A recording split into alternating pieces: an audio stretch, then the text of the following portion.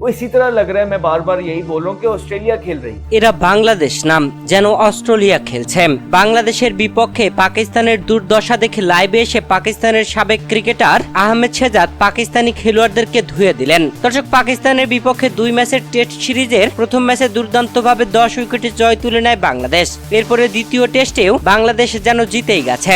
দ্বিতীয় টেস্টে প্রথম ইনিংসে পাকিস্তান 274 করে অল আউট হয়ে গেলে এর জবাবে বাংলাদেশ 262 করে অল আউট হয়। তারপরে দ্বিতীয় ইনিংসে পাকিস্তান ব্যাট করতে নেমে 172 রানে অল আউট হয়ে যায়, যেখানে বাংলাদেশকে তারা টার্গেট দেয় 185 রানের। সেই রানের টার্গেটে ব্যাট করতে নেমে বাংলাদেশের 2 ওপেনার জাকির হাসান ও সাদমান ইসলাম ঝড়ো ব্যাটিং চালান। চতুর্থ দিনের শেষ সেশন খেলা হয়নি, বৃষ্টির কারণে পরিত্যক্ত হয়। বাংলাদেশকে জিততে হলে আর 143 রান করতে হবে, রয়েছে পুরো একটা দিন। আর পঞ্চম দিনে বাংলাদেশ ম্যাচটা যে অনায়াসেই জিতবে এটা অনুমেয় করে নিয়েছে সকলেই। তেমনি অনুমেয় করে নিয়েছেন পাকিস্তানের সাবেক ক্রিকেটার আহমেদ শেহজাদ। তিনি পাকিস্তানি খেলোয়াড়দেরকে ধুয়ে দিয়েছেন। তিনি জানিয়েছেন পাকিস্তান বর্তমানে যাদের সাথে খেলছে এটা বাংলাদেশ নয়, তারা যেন অস্ট্রেলিয়ার সাথে খেলছে।